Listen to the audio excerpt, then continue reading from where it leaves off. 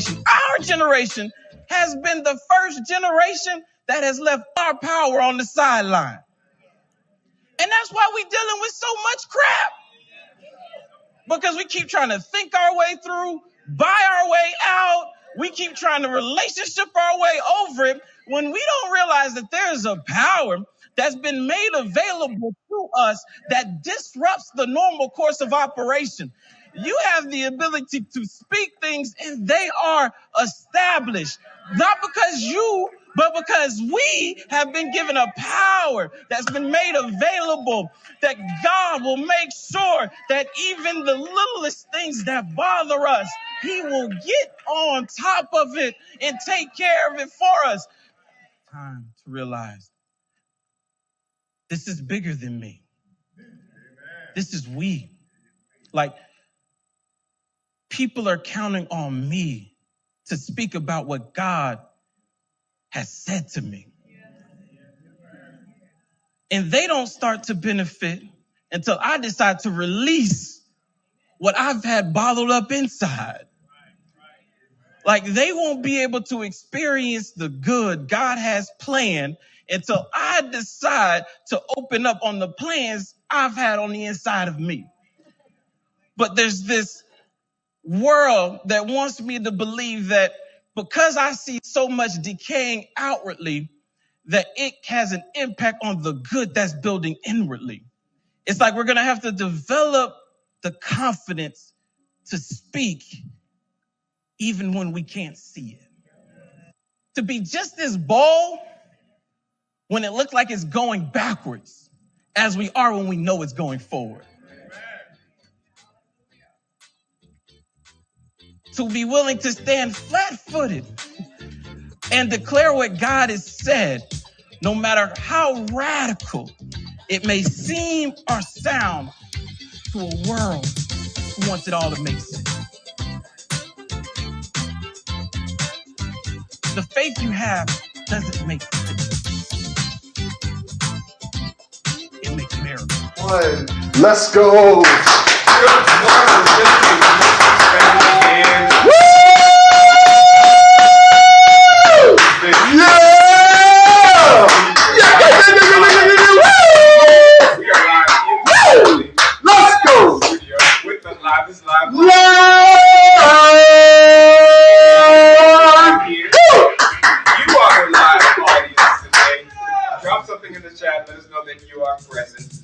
Understand that the deeper dive is so precious to us because it gives us the opportunity to attend to things that God has said to us. We've determined to be people who are most blessed. Yes. And again, welcome. We want to welcome you. Minister Crystal Jones is with us this morning.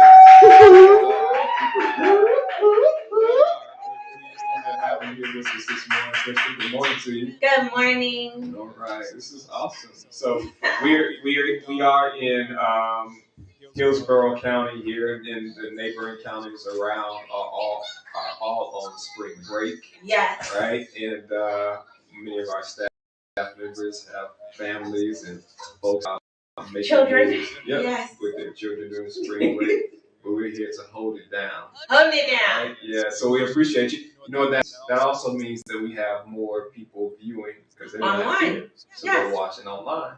And we appreciate them. We think this is going to be a good conversation as we continue to attend to what God shared with us and what we experienced on Sunday. Yes. Right? We've entered into our sermon series on health and healing. And that's why you're here. I want to start with you just sharing with the viewers who may not know what it is you do here at the ministry. Yeah, so I actually do, like, technically my title, I do public relations here at the ministry. And so what that looks like for a church is making sure that we are relating, engaging well with the members and the visitors of RTM. I try to do what I can to make sure that the word is getting out. They're seeing the messages of the message, like different things that I feel like will encourage and help them throughout the week between Sundays, you know. Just trying our best to make sure we get that out to them. Okay. So on a Sunday, you're not only are you attending and listening for yourself, but you're also attending and listening to what's happening, watching. Very much so. In order to, I call it the ripple, right? Like you are the ripple. You cause what happens on Sunday to ripple out into the rest of our weekend. And those moments that really are really special, they last beyond the week. They last months and even years in our ministry. So that's we'll detail some of those things when we conclude. As we are having this conversation about health and healing, we definitely believe that hearing testimonies of victory and overcoming are a part of our collective healing. Right? I know individual may seem like you're fighting, you're battling, and you're going through an experience with God, just you and God. But then when you come through, your testimony is a benefit to the rest of our community. Right? So as you think about health and healing, you reflect back on Sunday. And we understand the value of sharing those things.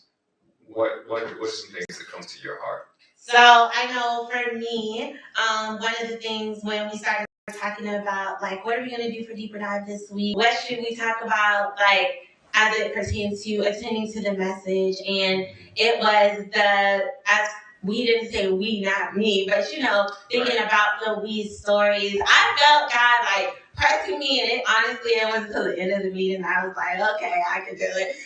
But we were talking about just the importance of sharing stories and the importance of as well. One of the things that struck me in the message was when Pastor Brian was saying that God doesn't just want you to have physical healing, he wants you to have mental healing as well. Some of you guys are struggling and going through things, and I knew, like, I should share about the healing that God brought to me concerning, like, mental things that I was dealing with, like depression and suicidal thoughts. I know sometimes we don't think that God sees those things, maybe, especially if you're experiencing it, you feel completely unseen by God. A lot of times. Let's do this as you're getting into it. For those who need it, right?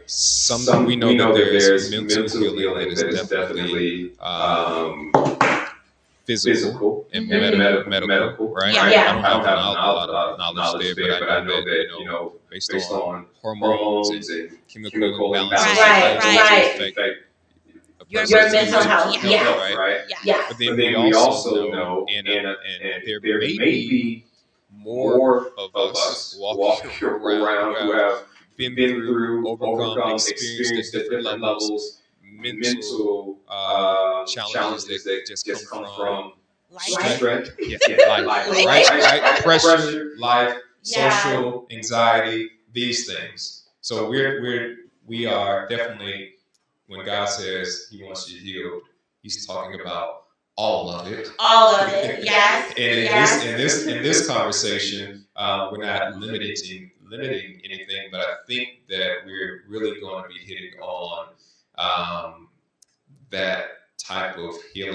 comes from just the pressures and anxieties that come with life. Right.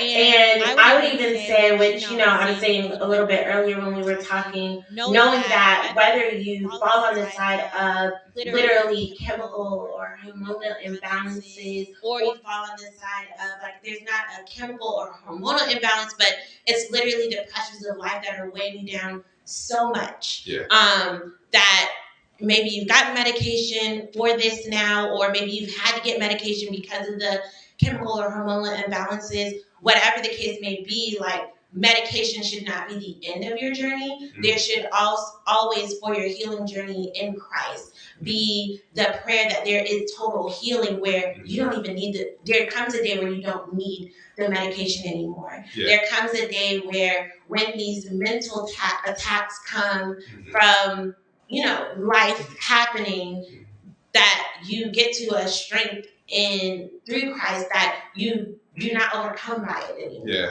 So the end journey should always be total healing. That's good. I think when I hear divine healing, yes, not only does it mean that God did it, but God did it all the way. Yes. Right? Yes. Divine healing means it's all the way to the root. It's all dealt with. Yeah.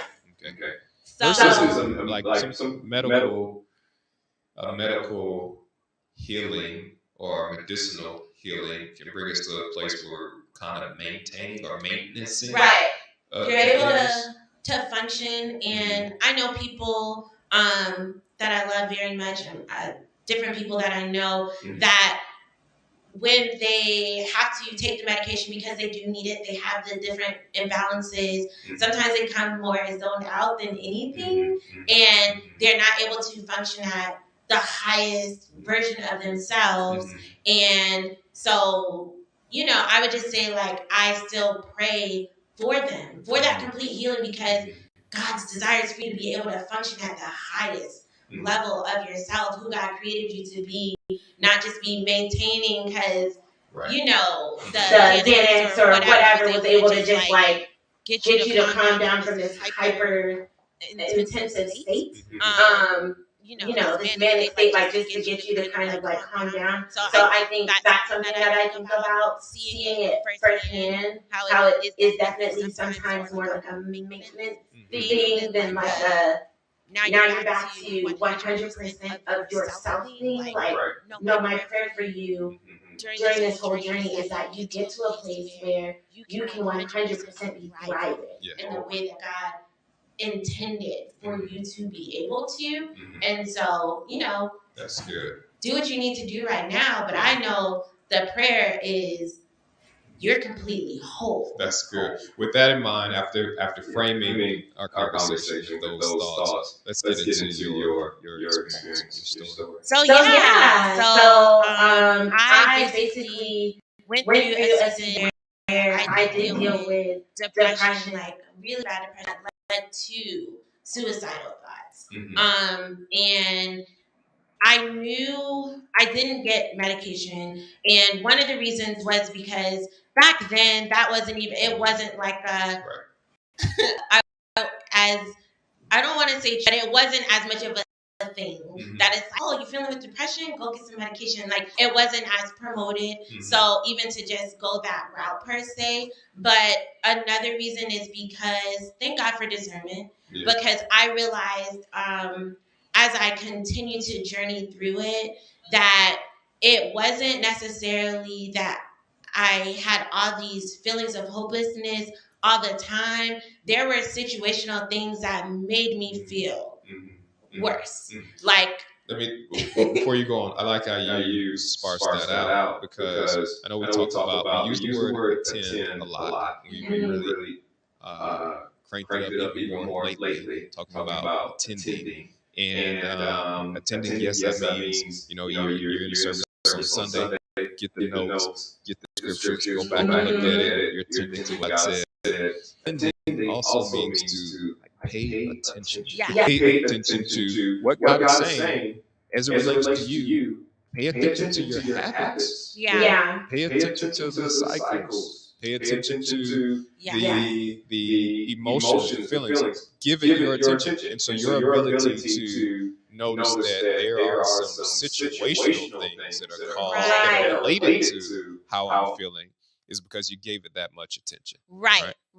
Because I could be fine. I could be going through a day and I'm doing fine. And then years ago, I was in this relationship. It was an awful relationship. Mhm. And Mhm. so I come from being in that person's presence, spending time with them. Mhm. And due to the nature and the negativity of that relationship, now I come out, I go home like, oh my gosh, like I feel awful. Like my life Mhm. just so bad. Like, that would be a thing. Or maybe Yeah. something financially would be happening and that would be a thing. Like there would be situational things That's that good. caused me to Mhm. feel badly. Mhm. And I would say, especially for the Christian or anyone, be aware of, okay, if somebody handed me $1 million tomorrow, would I suddenly not be depressed? Like, would that fix the Mhm. things that are happening? Mhm. If I got out of this bad relationship and got into a healthy relationship, would that fix the things? Or is it that I feel so lonely,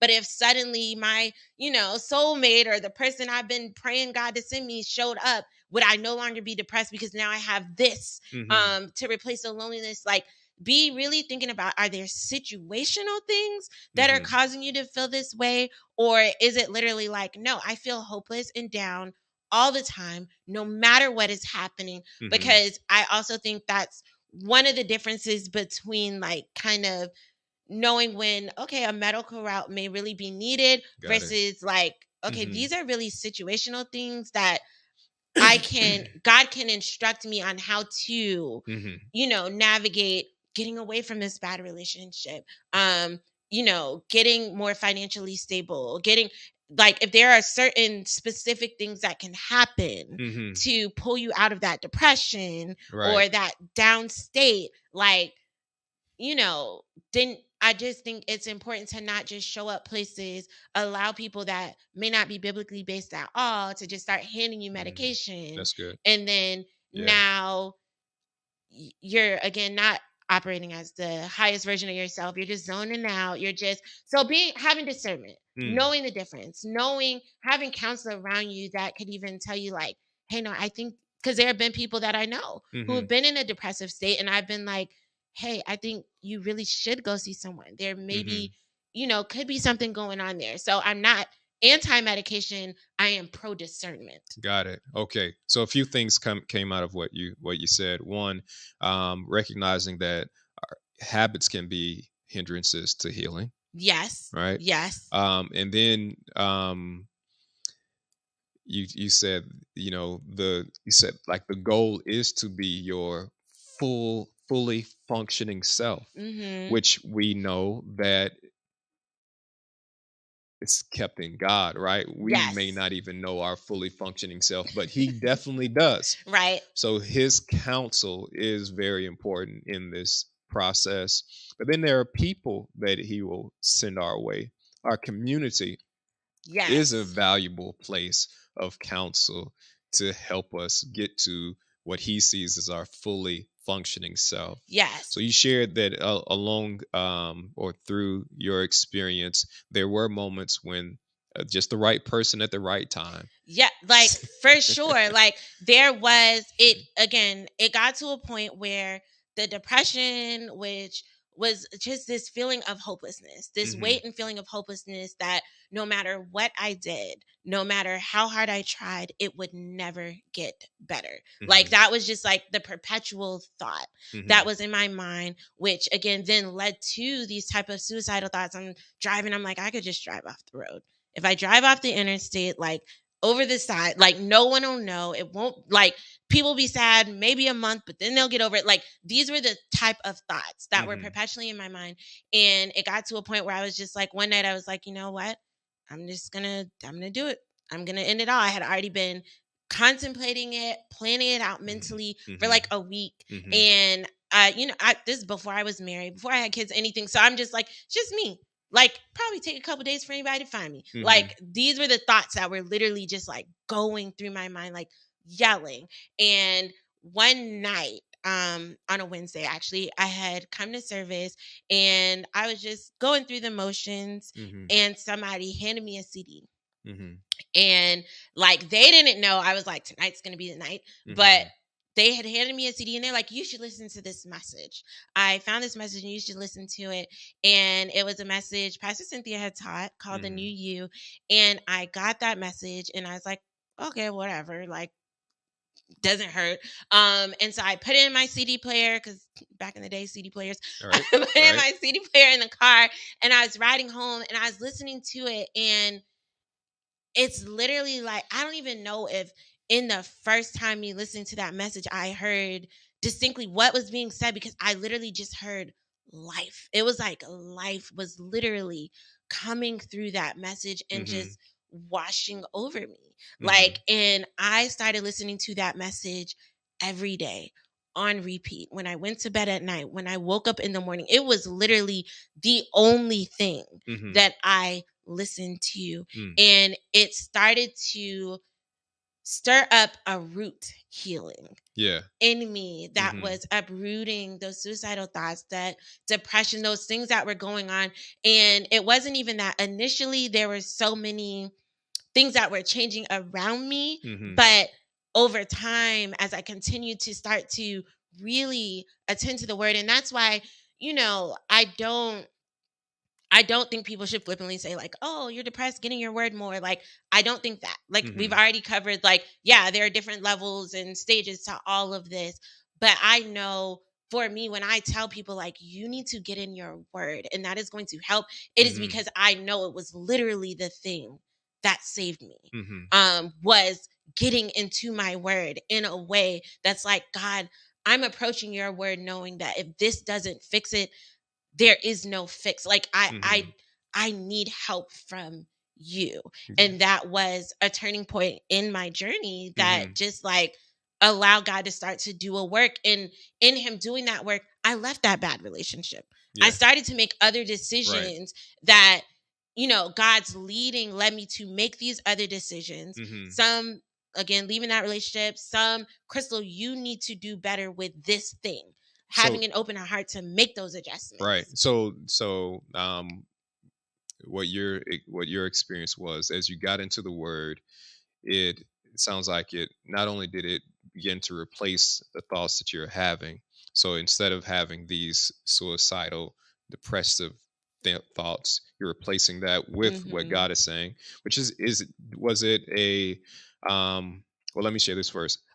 I as we've been thinking and preparing for this message series, Health and Healing, I've been thinking that sometimes depression or anxiety or those type of feelings can come when we feel hopeless in ourselves. Like there's nothing, I got all this stuff going on and there's nothing that I can do.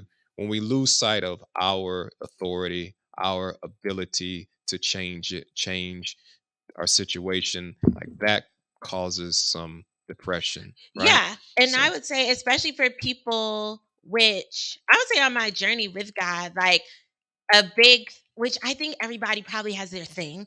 I would say a big thing for me in my journey with God is, Crystal, God has to do what God is going to do in your life. Like, you can't hustle your way into it. You can't plan your way into it. You can't, like, I would say with my life with God, that's our thing. Right. God's like, Crystal, let me do this, and don't try to. And so with a person like that, who's always like, let me figure this out. I can figure it out. I can overcome it. Like, that is one of the ways that the depression was able to, I would say, find a hole. You know, the enemy's always looking for holes to get into our lives to try to attack us. He knew I had that thought of like, I can figure it out. I could do it. And so just getting me into enough situations where I could not do it. Like, I had to rely on God to be able to overcome this weight, overcome this hopelessness, overcome the holes that I was in. Like, that was the enemy's attack. Like, get me to a place where it's like, girl, no, you're right. You can't do it. And there's no other option. When God was there as an option the whole time. So really understanding and seeing that was like, again, I started showing up to church differently with the approach of, not I'm just showing up to church, but I'm showing up to get guidance on, God, how are you going to help me navigate the challenges that I'm having? What is it that's going to be said over the pulpit that's going to give me wisdom on how to get through whatever the situation is, whatever the things are that are going on in my life? And, again, wherever someone may be on their journey, whether it includes medication, whether it doesn't include medication, knowing that the ultimate goal should be that I get to a place where I'm no longer on medication because the medicine did what it was supposed to do on this side, and God also did what he was supposed to do on this side. And so now I'm able to be the best, fullest version of who God created me to be. That's good. That's good. If you recall, what if one thing happened before another, or if these two things happened together, when you got into the word, you're listening to the message by Pastor Cynthia, did your view of God change? Do you recall your view of yourself changing, or did they happen at the same time? What was that process? I would say, like, so again, the title of the message was The New You. Okay. So it was like this. It was definitely, I was, at first, again, I don't even know if I was hearing what was being said, or it just, I really could feel like the presence of God, like, just like, there's life available. And then after that, I would say I did definitely start to picture a life that God would want to have for me. That's good. Like, there's this version of you that exists, but there's a new you that you are supposed to become when you become born again, when you turn your life over to God, that you are supposed to become. And one of my favorite scriptures in the Bible is, it says, today is the day of salvation. And one of the reasons that I love that verse so much is because I think as believers, we often think of getting born again as this once, this once thing. I went up, I got saved, they prayed for me, now I'm saved, I live this life. But today is the day of salvation. That verse gives me the thought that no, every day there is a God that is fighting for me. There is a God that is fighting with me. There's a God that's fighting in me, that wants to save me from whatever it is that's trying to attack my life today. And so I feel like I was able to really just start living in and start thinking about no, today is the day of salvation. Like there's a saving grace, a saving God, that's here for me today, because I decided that I wasn't going to live and journey through all of this alone. I was going to live and journey with a God that would say every day, I'm here to save you. So then you start showing up to services with this expectation that God is going to continue to speak to you about this new life that you see. Yes. Right. And give me guidance. Right. Yeah. Help me figure this out. Okay, God, I ain't do it. I'm still here. You gonna give me one more chance? I'm giving you another. It's not he's giving me. I'm giving you another chance, God. Show me. Show me. I stayed. I didn't do it. So okay. Show me it was worth it. Show me what it is that I need to do. Show me what it's like. If I'm really going to give you the opportunity to help me navigate through all of this, start giving me directions. That's good. That's good. And I think that's a big thing too, especially when you talk about the weight of, in this conversation, suicide and depression thoughts. Is giving God the opportunity to give you the thoughts that he would have for you to have. And that comes through the messages taught over the pulpit. That comes through the community that you have around you, the people that you're surrounding yourself. Again, the we, not me, that community, getting in contact with people and talking to people, leaning into the relationships that you have with people that are going to be willing to pray with you, that are going to be willing to pray over you, to say hey, I have this thing going on. I need you to pray with me, not being so prideful or, something like that, to just think you have to deal with these things in private, but knowing you're in a community of people that want to help you, that want to see you be off of the medication one day, that want to see you overcoming the thought that you're not valuable, you're not worthy, you're not, you don't have purpose.